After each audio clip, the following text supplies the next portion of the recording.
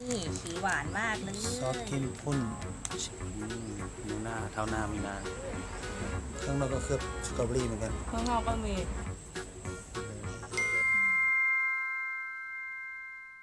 สวัสดีค่ะ วันนี้เรามากินไอติมไพลอตนะรสชีสนี่รสชีสซอสสตรอเบอรี่นี่สีหวานมากซอสเข้มข้น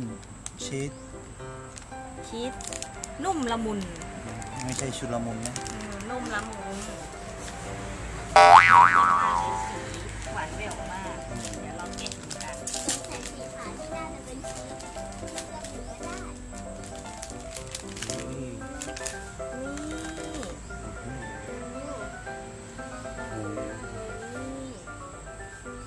มีหน้าเท้าหน้ามีนาหอมสตรอเบอรี่มาก หอมนะเคลือบลองดูยังไงกัน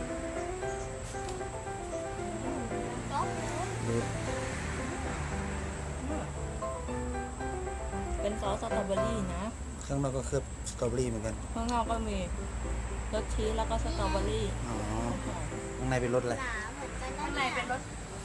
วานิลลาผสมซอสสตรอเบอรี่อ๋อหอมมากเปลือกมันจะหวานๆอ่ะ เปลือกหวานชีสอยู่ตรงเปลือกเอาลองกัดดูลูกหวานมันจะร่วง